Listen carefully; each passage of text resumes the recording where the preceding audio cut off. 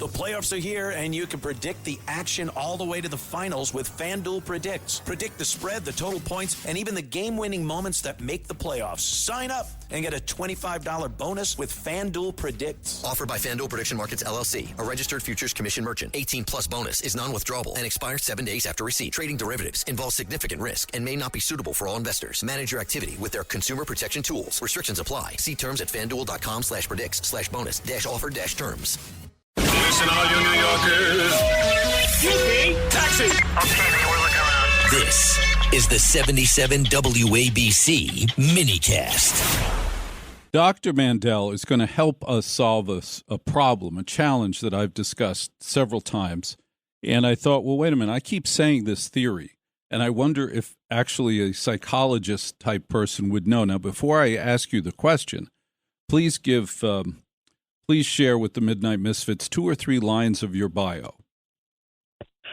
Well, I am a licensed clinical psychologist out here in California, and I've written 5 published books, and I have a lot of fun in my career, and I also hear a lot of pain from people. So I love what I do, and I'm happy to be here, and it's exciting to be able to share my message with your listeners. All right. Now, I discussed the fact that I think the problem with half the marriages in America, half the marriages fall apart. And my theory about why half the marriages fall apart is 2 things. 2 things happen in marriages that make it very difficult for them to be successful. Number 1 is they're not ready to get married. I believe in every person is a marriage clock, that at one particular point in their life, in their brain, in their psyche, they go, I'm ready to get married. I can't wait they want to get married, as opposed to being pushed into it, encouraged it, arranged into it. They want to get married. Once a person hits that point, whoever they marry from that point on, if it's vaguely reasonable, and obviously not abusive, but if it's vaguely reasonable, that marriage will work. If a person gets married before that clock goes off in their head, no matter how spectacular the partner, it will not work. They weren't ready. That's where I think most of them fall apart. The other thing, which sounds, really funny at first, but I swear it's dead true. It's absolutely true, which is men don't seem to understand that they have no say in their marriage. Men don't seem to understand that they are not in any way, shape, or form key to the marriage's success. Their job is to do what their wife says. Women decide where men sit. Don't sit on that chair. I didn't say you could sit on that chair. Or no, could you sit at the other end of the sofa, please? It's such a bad view of the TV. Or, I made a nice chair for you in the basement. Could you just sit down there? Women decide where men sit. And the men who accept that reality, and some of them enjoy not having to make those decisions, such as where they're supposed to sit, those marriages are very successful. Dr. Mandel, does any of this make sense to you?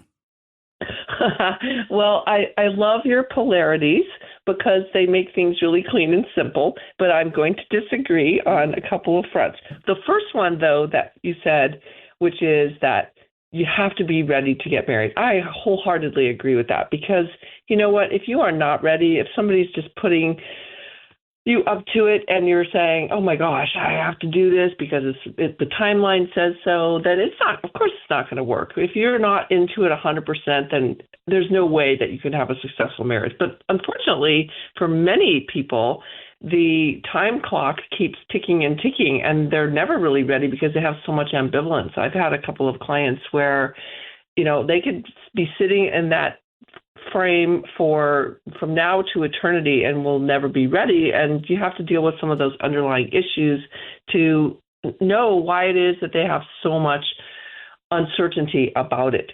But in turn, I love your polarity about, oh my goodness, she has to be 100% in charge. I really don't think that's entirely true. I think there's something about that. What is one of the sayings that is always out there? Happy life, happy wife, happy wife, happy life. And, I think it's a little bit more complicated than that. I think there needs to be some communication between two people. It kind of depends on the personalities of the couple, if that makes any sense. Personally, I have found no benefit in communicating with my wife. I don't see Really? I don't see any upside in communicating with my wife. The communication is one way. My wife says, "This is where you sit, figuratively and literally. This is what I need you to do. And if I follow those instructions, everything's fine."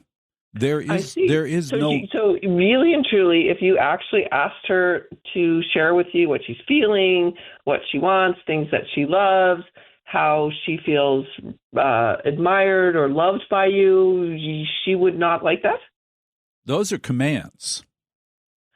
I see. Okay. Those are commands. I'm supposed to tell her how I feel about her unequivocally at random times, probably the best of times.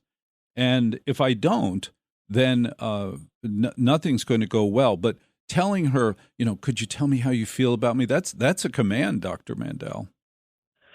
I see. So that's how you experience it. You experience that as a command, not as a desire and a request by her. Now, that's a very good point. I believe very strongly that if I express my positive feelings towards somebody, my encouragement towards somebody, my love for somebody, emotional bonding towards someone, it must be voluntary and spontaneous. If I'm asked for it, it's as stupid as asking for an apology. Say you're sorry for this. Well, then I'm not. If I say I'm sorry following say you're sorry, I'm not sorry. I just need her to shut up. Well, do you spontaneously express your feelings and your experiences internally with her? If I get ahead of the request. See, I have to get ahead of the request. The request will come, but I have to get ahead of it. And then it's very sincere. And the good news is that in my case, and I suspect in most men's cases, they do mean it. They need to be given a chance to say it. I believe too often a woman will want that expression of love at exactly a specific moment in time when he may be very busy putting in a new trash can liner. Yeah, but I think that the issue comes for couples that I've experienced is, well, how long is that time frame, right? If it there are some guys that it could take them eternity, just like I was talking about eternity to make the decision about getting married. It could take some guys eternity to be able to say their feelings from the internal to express that externally. And that can be a problem in a relationship because I do believe that both people, both the husband and the wife, need to hear on a regular basis how we're feeling. Now, granted, women are given a lot more license to express themselves. We are from birth given the license to say, "Hey, honey, I love you," or "I'm feeling sure," etc. No. Hold on a second. You and I are talking to Dr. Debra Mandel, a world-class psychologist based in California, so she knows she has feelings. And you and I are listening to this great radio show, The Other Side of Midnight, on KDKA, KMOX, and WGN in Chicagoland. All right. Is that my cue? No, it was a cue for a jingle. You and I can talk to Dr. Debra Mandel at 800-848-9222, 800-848-9222. If you have feelings questions, but you said something that was interesting, and it goes back to the definition of what we're doing, having a relationship, which is this. You said a man could take an eternity before he actually gives these feelings, which goes to who decides what's an eternity? Who decides how long an eternity is? The wife. Interesting. All right. Well, what's an eternity to you? When I'm ready. When you're ready. And what does that mean? Does your wife ever want to know, well, what does that mean? My wife usually expresses a desire for an apology. Now, never in my life, and this is true, not exaggerating, never in my life have I said to anybody, say you're sorry. I've never asked for a say you're sorry. Would never occur to me because I know it'd be a phony response. If I said to somebody, hey, no, you got to say you're sorry to me. Agreed. It would be a phony response. Yeah. And I've told her that. If I say I'm sorry because you've demanded it, I'm not. And the other thing was that,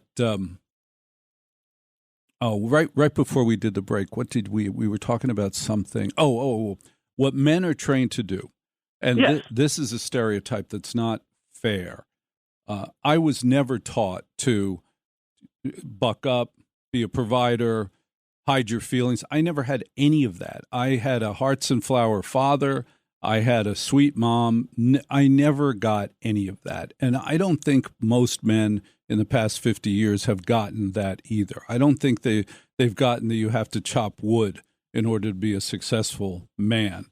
By example, they may have seen more dads reticent to express their feelings than moms, but I'm not so sure that's an excuse for a guy. I think it's different. In corporate life, in business life, day-to-day experience, men and women learn that expressing their feelings openly can put them in a weak position. Well, that's similar to why men were taught long ago to not express their feelings, right? So maybe you're not taught that now, but you still experience that feeling in the world out there that it's not safe to do that. So I think in a marriage, in a relationship, a long-term relationship, whether married or unmarried, it doesn't really matter. It's how do we learn as a couple to be able to share that which is going on inside to express out on the outside so that our partner gets to know us better. And the reason that I am so strong about this is because intimacy requires a knowing of one another. It requires that. There is no capacity to be an intimate partnership unless two people are able to share what it is that they're experiencing on their internal world, because nobody can read the other person's mind. Dr. Debra Mandel, psychologist based in California, we started the conversation by saying, what makes a marriage successful? And I suggested that one of the ways that a marriage is successful is if both of the people are ready to get married. They're ready to get married. Give me a suggestion as to how somebody who might be ambivalent about getting married, how they know if they're ready to get married. What are some of the flags that, yes, they're ready to get married? Do you have any idea of that?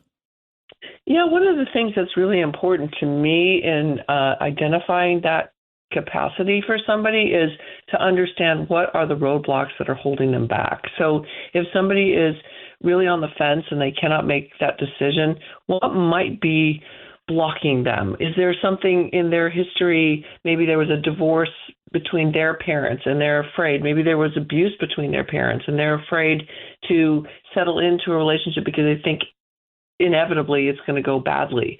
So I think it's really critical to identify what those issues are and name them and understand them. And also, just general fear of commitment. Sometimes people just have a really hard time believing in themselves to know that they are good enough to be able to do this, that they can follow through. They want to do better than maybe what they perceived or experienced in their lives.